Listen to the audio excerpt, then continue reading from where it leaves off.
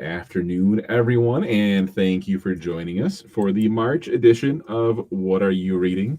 I am the Digital Services Librarian, Ryan, and I'm here with Kristen, Chris, and Sherry. They're different librarians from all over the county. How are the three of you doing? Good. Doing great. Good. Thanks for asking. Good. Thanks for asking. I will talk for a real quick moment about some of our upcoming programs. Mostly I'll just show our little program guide here. I'm going to hold it up really carefully because sometimes when I do, it messes up the green screen behind me for some reason. And you can find this program guide at our different library branches and on our website, and check out all the cool upcoming programs we have. A lot of different virtual programs for the next few months. And of course, you can find them all at thegdl.org/events. All right. This is our March virtual program, What Are You Reading? Where every month we do this, we get together with some of our librarians here, and they talk about what they've been reading, what they read this month, and if they liked it, if they didn't like it, if they recommend it. Sometimes they're new books, sometimes they're older books. It just depends. And we'll go through several different books today. If you want to get a list of what we're talking about, you can do so at thegdl.org/whatareyourreading. And we just kind of go through one at a time, taking turns talking. And if you have any questions about these books, feel free to leave a message and a comment and let us know. And share with us what you are reading at home and what you have been enjoying recently. And we always like to hear what our patrons have been reading. With that, we'll start at the top here. We'll start with Kristen. You can be our first book for the month, and we'll go through. All right.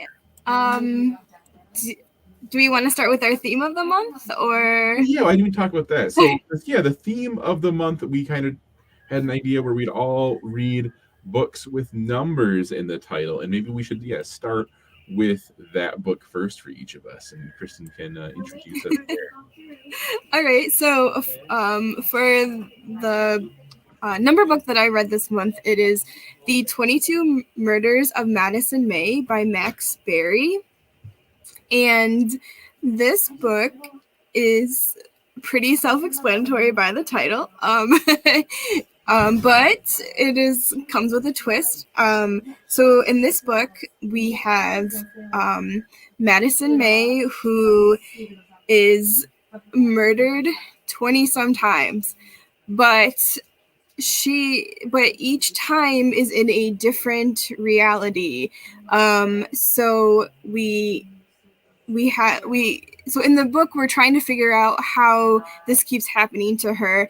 And in the meantime, we kind of, in the very first chapter, we figure out that the murderer, knows way too much about Madison. How does he know all this information? I mean, in this first chapter, it starts out with a bang. Like, you basically, one of the murders happens in the first chapter. So it's kind of like, it hooks you right from the beginning. And he kind of he knows everything about her. He tells her he loves her. He's, you can tell he's pretty obsessed with her. And then the next chapter, you get Felicity, and Felicity is a reporter for a New York newspaper, and she takes on the assignment to research Madison May's shocking murder. And the crime kind of seems random, and the suspect, we don't know who it is. But then Felicity is taking the subway back to her home, and she sees the killer on the subway right before he just completely vanishes. So they have some clues about the killer, but they don't know who he is or anything. And then she sees the description, like the guy who fits the description and everything, and then he just vanishes. And then she gets involved somehow, and her life is completely changed upside down because she is now involved in this weird universe where all of these different realities are happening, and she gets caught up in it, where one day she'll go to bed, one night she'll go to bed and she's in one reality, and the next morning she'll wake up and her furniture is rearranged, and now she's in a different Felicity, if you will. So she's in a different reality, and she meets a man, a different man who's not the murderer, and he kind of helps her in a way with her with trying to get used to all these different realities. It is a very interesting book. It is very high action, very a lot going on. I will admit it's a little confusing at first, but I think once you keep going and get into it, it's really an interesting book. It's very like what's going to happen next kind of a thing, and how is this going to get solved? And I think that if you like, sci-fi and thriller mixed together, you would really enjoy this book. How did you pick out this book for the number book? How did you come across the book with the number in it? Were you going to read this already? Or Yeah, so I actually read one of Max Berry's books before. It was Lexicon, and I remember enjoying it, but it was a really long time ago. And I remember reading about this book before, and it was on my to-read list. But also, prior to picking this book, I kind of was looking through different, just kind of Googling like number books and picking up a couple different books, starting them, and then not really grasping my attention. And then I was like, okay, I'm going to try this one, and because I had already wanted to read it, and then that first chapter just pulled me right in, and yeah, that was it. Excellent. All right. Chris, we'll go with you next. You want to talk about your number book? Thanks, Kristen. Sure. So I selected The 100 Years of Lenny and Margot by Marianne Cronin. The description of the book says it's about an intergenerational friendship between 17-year-old Lenny and 83-year-old Margot, thus the 100 years. Both are residents or patients in a hospital. Lenny, the 17-year-old, is terminal. We don't really know why Margot's in the hospital, except that she's 83. And we are never really told why either of them are hospitalized. We just know that Lenny is terminal. So the story is told kind of in forward and backward movements. We mostly go back in time for Margot's story because she's 83. And we go forward to present time for Lenny's story. And then there's kind of like an introduction at each chapter, kind of blending those two together. Plus, of course, we learn how Lenny and Margot become friends. So I found that to be a little distracting. So this story was a little challenging for me. I'm a character-driven reader, and I found I wasn't that interested in Lenny and Margot. But I really liked the two supporting characters, Father Arthur, who is the chaplain in the hospital, and Margot's husband, Humphrey. So those are the two supporting characters who kept me kind of in the story. And it wasn't until actually part 3 that the whole thing came together for me. And I really do credit Humphrey for that because that's when he's introduced. And I really liked his character a lot. And I also think that the story is more love than it is friendship, which you come to realize that in part 3. Which is also why I gave it a 5-star rating. So I would 100% recommend this book for a book discussion group because there's so many topics to discuss. There's the whole issue of like Father Arthur in the hospital, helping the patients come to terms with, their mortality.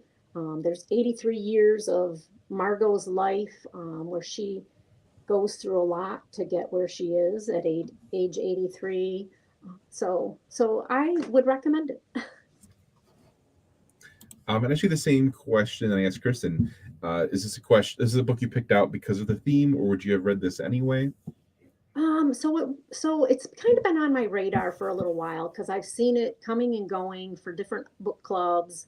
And then it turned out that my daughter, Danielle, she checked it out and read it, and she was like, oh, you've got to read this. This is so good. It's an amazing story. So it was kind of still sitting there at home, and then we decided to do the number thing, and I'm like, well, bingo. I guess this is my reason to read it. Awesome. All right, Sherry, let's talk about your number book. Okay, my number book is 10 Rules for Faking It by Sophie Sullivan. It's a cute, slow burn romance. So on Everly's 30th birthday, she finds her boyfriend in bed with his assistant, and then she accidentally ends up blabbing the whole story on the radio.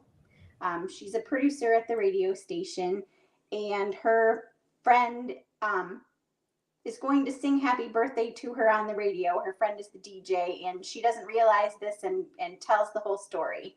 So in order to save her job at the radio station, she agrees to a dating competition, which is a little difficult for her because she has some feelings for her boss, Chris, and she also has really severe social anxiety. So Chris has feelings for Everly too, but he's keeping a secret, and he has one foot out the door. He wants to be part of his dad's business firm, and running the radio station was part of proving his worthiness, so to speak.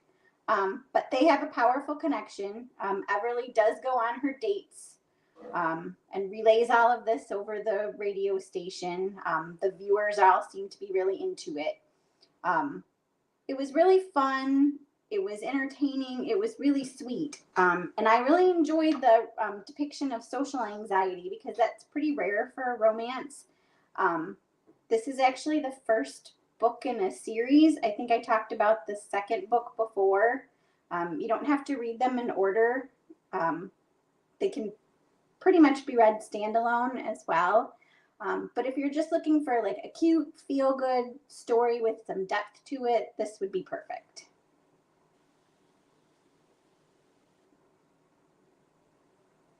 Oh, Ryan, we lost you. There we go. Okay. I was asking the same question, Sherry, but I feel like I know the answer. I feel like you were going to read this anyway. I was. You can tell with like the artwork and it just looks like a Sherry book. The whole thing It is. Definitely. So let me talk about the book that I read then, which I think is a little different because I was like, I got to find something to read. And what I did is I was at the Davison Library. I'm like, let me just look at the shelf and just grab the first thing I see and see if it looks interesting to me. And I read 5 Tuesdays in Winter by Lily King, which is a collection of short stories. And it sounded interesting. I'm like, well, let's just dive in. Let me just read it and see what I think. I'll go in blind. And I think it is a pretty good book, especially for this series that we do, because I feel like the common thing a lot of us talk about are kind of like these depressing, but maybe kind of mixed, hopeful stories. And I feel like that's kind of the theme of all these short stories in this book, in that they kind of chronicle one of like the worst moments in these different people's lives, the thing that one of the worst things to happen to them, or a really traumatic experience. But a lot of them have this kind of theme where, you know, it's this traumatic experience, but you've maybe grown from it or learned from it in some way, and there's kind of like this silver lining to it. One thing I really like about it, though, that I didn't realize until just now, is because the book Chris had just spoke about, the 100 years of Lenny and Margot. There's a story in this collection of short stories that I feel like sounds like a very almost the same idea of the book that you talked about, but it's only like 10 pages long and it's really short. And I wouldn't say it was probably my least favorite one. It's really kind of depressing, and for the first time I think I've ever read a book where I had to be like, I don't know if I can actually keep reading this. But it reminded me of, but it sounds like maybe a more cynical or depressing version of that. But it was really interesting. I thought it was a neat connection. I would recommend it. I think that people who, I think everyone here might enjoy it, but it is kind of tough to get through. But I haven't read a lot of collection of short stories, and I really enjoyed this. And I'm actually really intrigued to read something more from Lily King. She has a lot of other novels that she has published, and I really enjoyed the collection of short stories. So I'd like to read more of her works. But let's go back up to the top to Kristen then. What else did you read this month, Kristen? So I've also read this really funny, interesting book called Vladimir by Julia May Jonas. This is a newer book that came out this year, I believe in February, and I feel like the cover alone is very interesting and unique. So this book starts out with this line: "When I was a child, I loved old men, and I could tell that they also loved me." And then we are introduced to our narrator, who we never get a name for, but we know she is a professor, an English professor in New England area, and she has a husband who is like the dean of the head of the English department at the small liberal arts college, and he's under investigation for inappropriate relationships with some of his former students. And this couple, though, they have like a kind of a mutual understanding when it comes to their extramarital affairs. So, but they have some things happen in their life, so they kind of agreed to just kind of not tell each other about them, kind of a thing. They also have a daughter, and when the narrator she comes, so I'm sorry, there's some stuff going on here at the library, but there's a new professor that comes in, and his name is Vladimir, and he is a rather like kind of a famous novelist, and he's a younger guy, and he is married, and she just becomes, the narrator just becomes absolutely obsessed with him. And so the book is just kind of surrounds her obsession, and her you basically just get all of her internal thoughts about what's going on with her husband, and like her, like how she feels about Vladimir, how she feels about her daughter. It's really funny. It's also really entertaining, but it's also kind of makes you uncomfortable a lot of the times, but not like in a bad way. It's just like kind of one of those ways where you're like, I don't know if I want to keep reading, but I also do want to keep reading. Just, I don't know. It's just such an entertaining book. I couldn't put it down. And I think it's like, I would definitely recommend it for people who like entertaining, funny books. It's definitely like a dark comedy, if you will.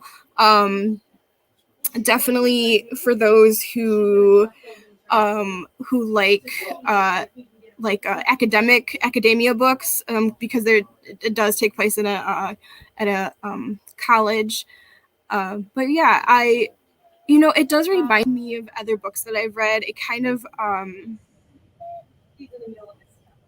and I can't think of what the book was, but it reminded me of something else I had recently read that took place in academia, and yeah, but it was really good, and so I really recommend it. And I apologize for this review because there's a lot going on at the library at the moment, and it's distracting me. So no, you did great. It's good. Maybe we can do a PR campaign to name Vladimir. We can get some good press out with everything that's going on for all the poor Vladimirs out there. Yes. Good call. What if you could like sum up the book in one or two words? What would you describe it as?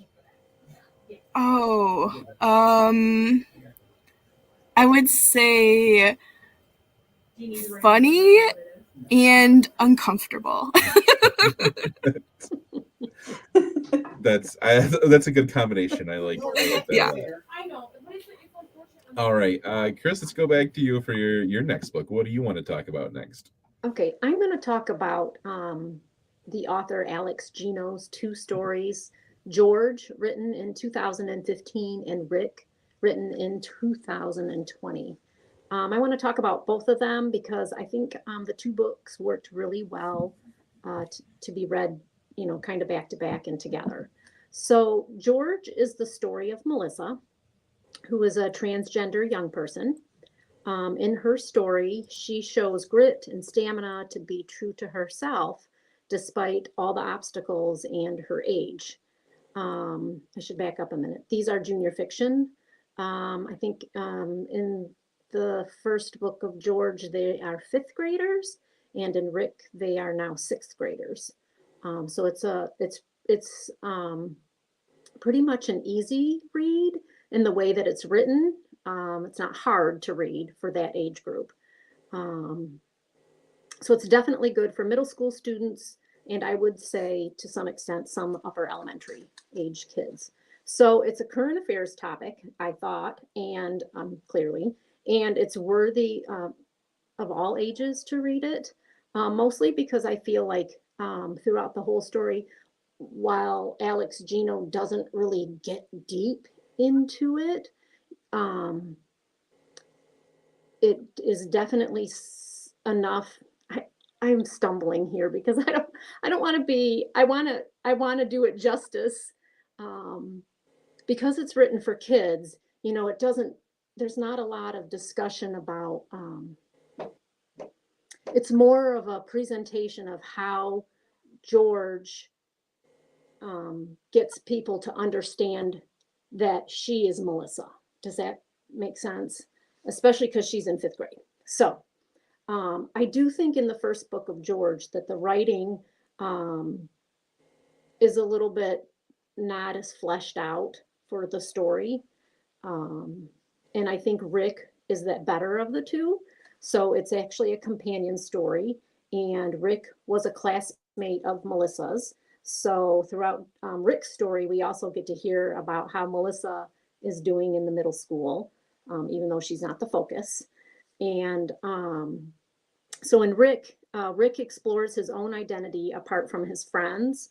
And his is a real coming of age story where he begins to question his role and place in school and family, largely because he doesn't agree with the way his friends treat other kids, specifically kids like Melissa, who he is kind of friends with, but not really, because he's unsure of where he fits in the school and in the classroom. And so in the story of Rick, the plot moves along pretty quickly, and I feel like the characters are better developed. So in general, I would recommend both stories. I feel like you should read them together because it's the whole school and the friendships and the classroom. And I really hope that Alex Gino writes another story of this school and these characters, because they're really interesting. And then the last thing I want to say is that if you go looking for George, you might find it under Melissa, because George was released in 2015 as George, but because George is transgender, it's been re-released as Melissa. So you can find it under either name. All right. Thank you very much, Chris. How did you first come across this book? Where did you first learn about it at? I kind of remembered seeing George when it first came out, probably when it was released in 2015, but I didn't, so many books to read. It didn't really get on my radar. And then recently when I read an article from Alex Gino about why they wanted to change the name from George to Melissa on the book covers and in like catalogs and wherever George is listed, that kind of got on my radar. And I was like, oh, this is interesting. This is transgender. George presented 7 years ago as George, and now we're seeing our book transition to Melissa. And I just thought that was really super cool. So I actually reached out to our cataloging librarian and said, hey, look what's happening with this book. Can we recall all these books and put these Melissa title book jackets on them? And she was like, well, we could, we'd have to get the book jackets. We'd have to do all the changes. So instead in our catalog, they added the title Melissa. So what's kind of neat is on social media, you can go and hashtag, I forget what the hashtag is, but you can see where some librarians around the country have let kids or they themselves have decorated the title cover page to go from George to Melissa. So that's cool. I thought that was cool. Looks like too, I was just checking it out. We have We don't have them in Overdrive, but we do have the audiobooks on Hoopla.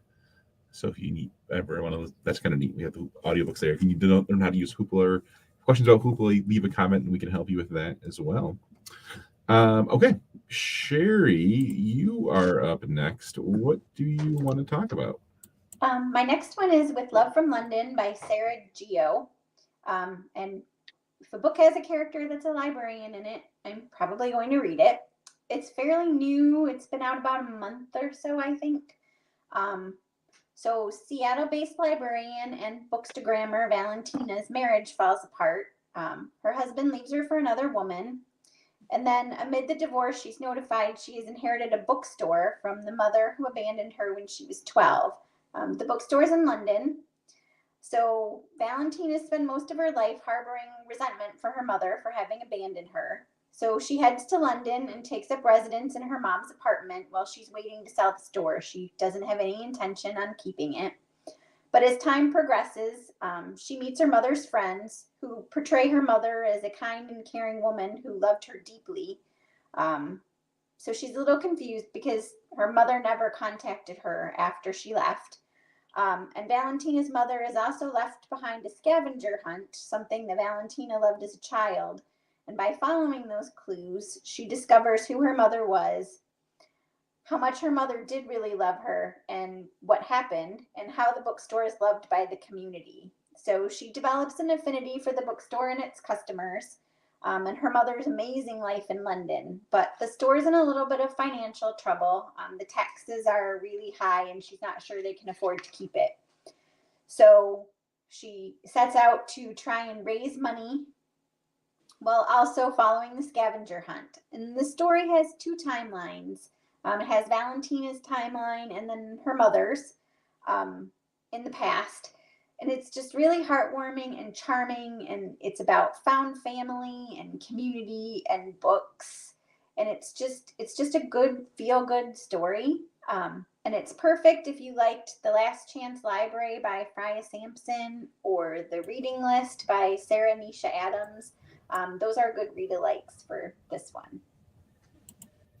What do you think the appeal is of stories about librarians and bookstores? It seems like there's so many that are written, right? It's like it seems like a pretty big genre of fiction. I mean, obviously for us, it's part of what we do, but I think for other people, it's just people see bookstores and libraries as kind of havens and cozy places, and I think that's what kind of appeals to people about bookstores and libraries.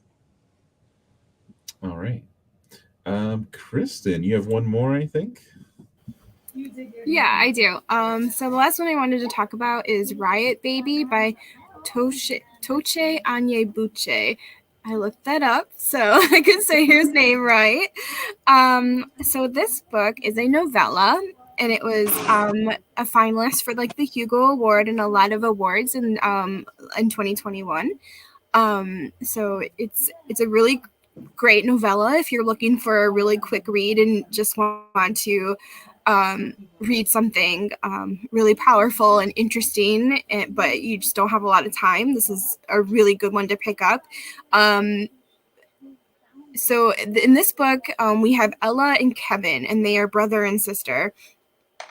And Ella's the oldest, and she, at the beginning of the book, it is 1992, and it's during the Rodney King riots, and her mother is pregnant, and she has Kevin during the Rodney King riots. Therefore, he is the riot baby. And Ella has they call it a thing, but she has like powers where she can see the future. She sees like a classmate growing up to be a nurse, or a neighbor whose son is murdered in a drive-by shooting, and all these things that haven't happened yet. And then Kevin, as they grow up, he wants to protect his sister because he knows that this power can kind of destroy her. But then the book kind of progresses, and it progresses really fast. It is a shorter book. It's only like 130 some pages, but there's just so much that happens in it. Kevin is later incarcerated in Rikers, and Ella visits him with her because she has these powers, so she can go visit him like while he's sleeping, kind of like in a dream state.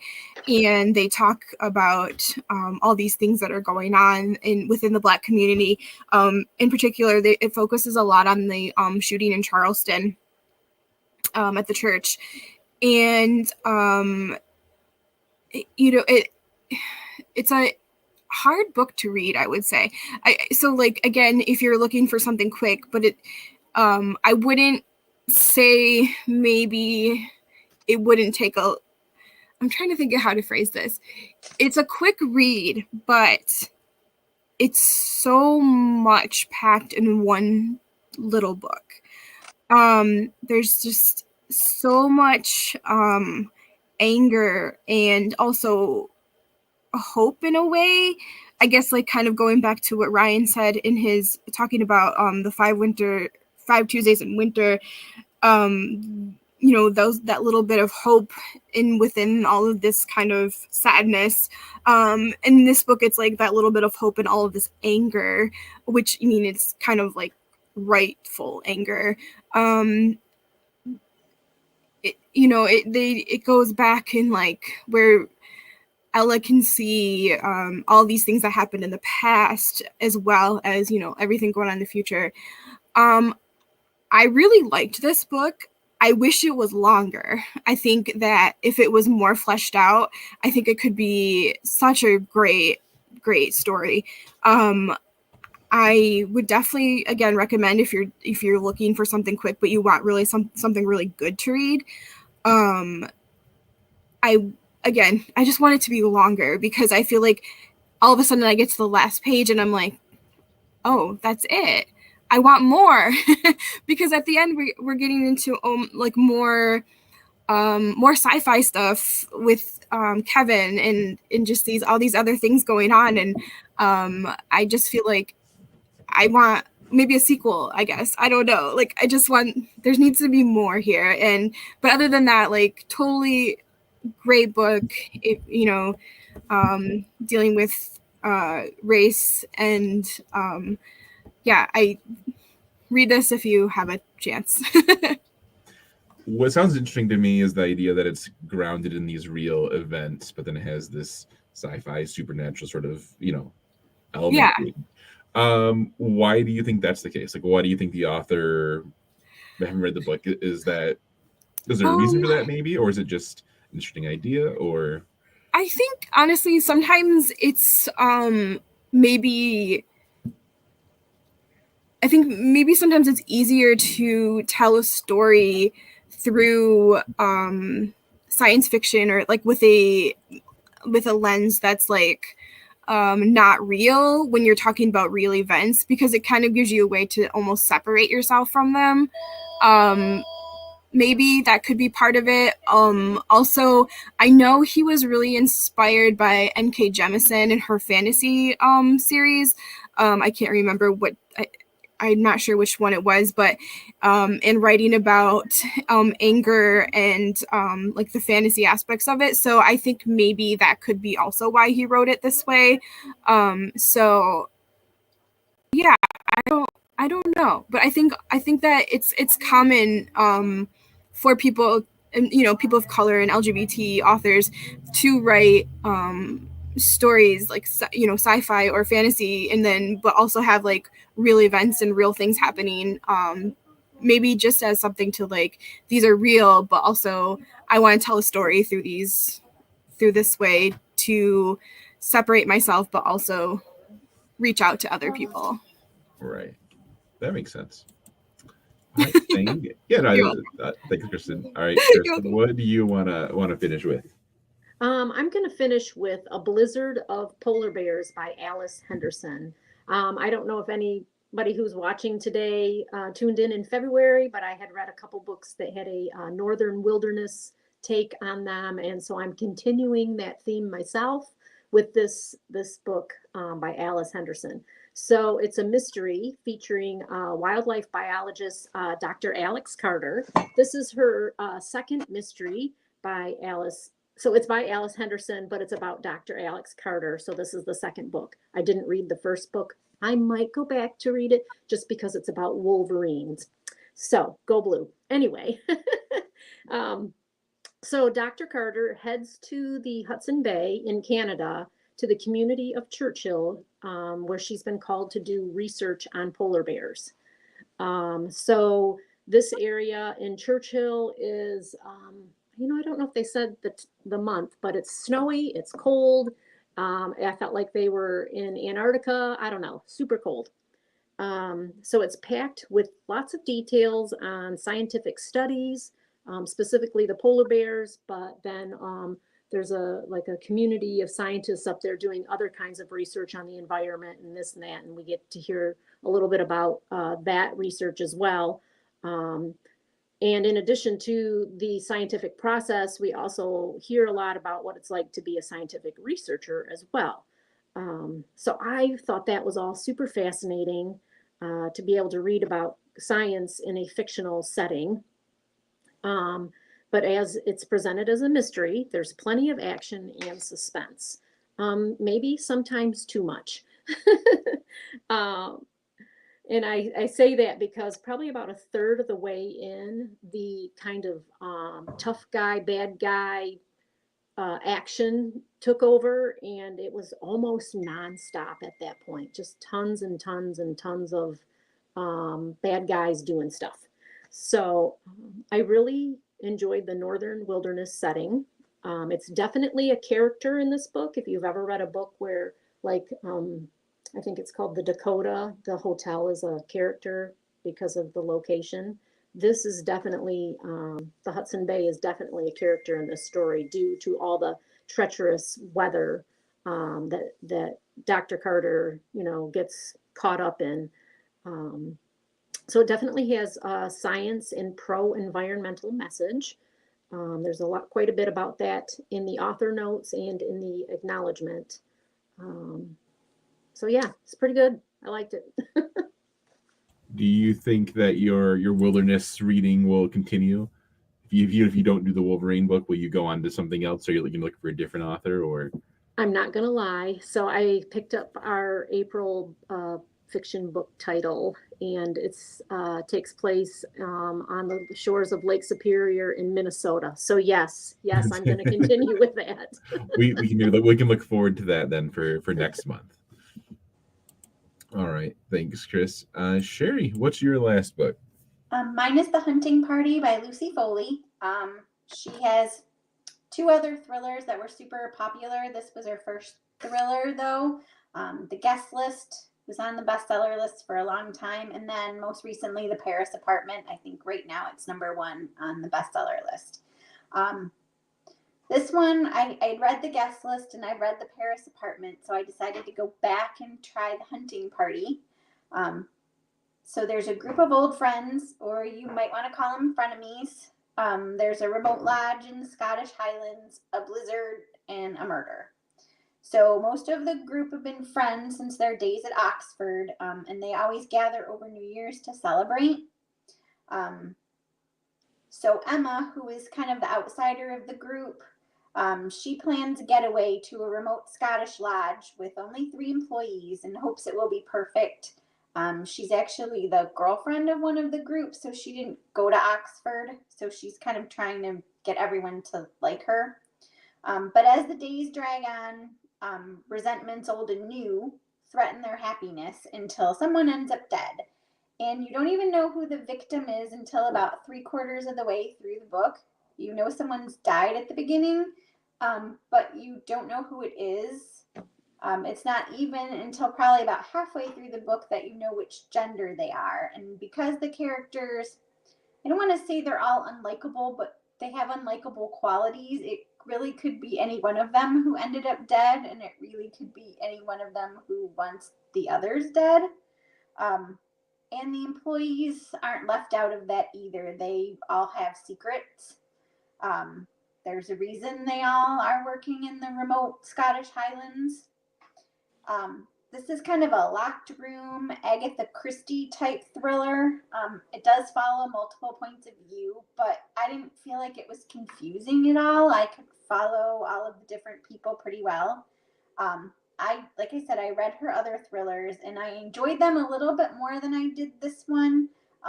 But that being said, I did keep turning the pages to see what happens next. So I didn't dislike this one. I just think the other two were better. She kind of found her flow, so to speak. And though I would recommend this one if you like kind of the Agatha Christie vibe.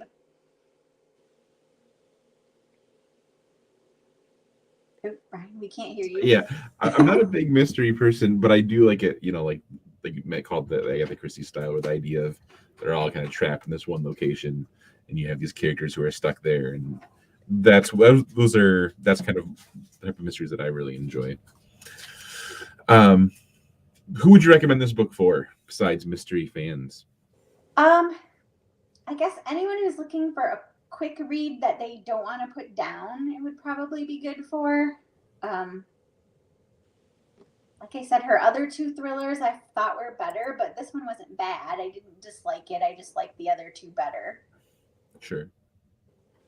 All right. Well, thank you. We'll talk about one more book. I read The Wrong Stars this month, and I think Chris was kind of laughing, so I described it in our group chat. I said that I really liked the idea of it, but then the idea of the book is way better than the actual book. So this has one of the most interesting, kind of funny premises of a sci-fi book I've read. Any book I've read. The idea is that these aliens come to Earth one day, and these aliens are like little squid alien guys, and they say, hey, there's a whole bunch of aliens out there, and we're part of this whole federation of aliens, and we're going to help you, get these spaceships and be able to explore space and go to these different planets, and you can join our federation of aliens and all this stuff. And that happens, and then they find out, oh, the aliens lied to us. There's no federation of aliens. There's no other aliens. None of the things they said are actually true, and it was like some big prank or something. And the book goes on, and you find out a lot about this interesting setting that takes place a few hundred years in the future, and it's pretty funny. And I just think that it never, after that point, like the rest of the book is just, it's a little, I enjoyed it, but I felt like it was always, I don't know if you've had this experience where like, I feel like the book could be so much better, or the idea, the book doesn't live up to any of the ideas that the book is trying to pull off and do. And there's a trilogy of books. There's two more. We have them on Libby. I think I might eventually go back around and read the next one. It hasn't really hooked me enough to make me continue it right away. But maybe they'll get to that point where I'm kind of hoping they would in the sequels. Overall, I think it was fine. If you are a big sci-fi fan and you want something new, maybe give it a shot. But I don't think it's anything groundbreaking, or it's not as good as I really wish it would have been, or I feel like maybe it could be. Have you had an experience like that where you wanted to like a book more than you actually have? Mm-hmm. Yep. Yeah, that's my whole experience with it. It's the characters were neat too, so I like, maybe I'd like to see where the characters go, but I don't know. I feel so torn about it. I keep thinking about it because, again, I like a lot of the ideas they talk about in there, and maybe the sequels are better. Okay, so I think those are all the books we have to talk about today, and we will be back in April with more books to talk about. And again, if you want to get the list really quick of what we did speak about, it's all at thegdl.org/whatareyoureading. And we'll be here on Facebook and our website and YouTube next month as well. Anybody want to say anything before we go? I just wanted to say, I mentioned the character of, a place being a character, and I said the Dakota. The actual book I was talking about is The Address by Fiona Davis. The Dakota Hotel is the character in the book, but the book is actually called The Address. So thank you. There you go. Good clarification. All right. Well, that's it. Thanks, everyone, for watching at home. Let us know what you're reading in the comments, and we will be back here next month to talk about more books. Take care. Thanks. Bye.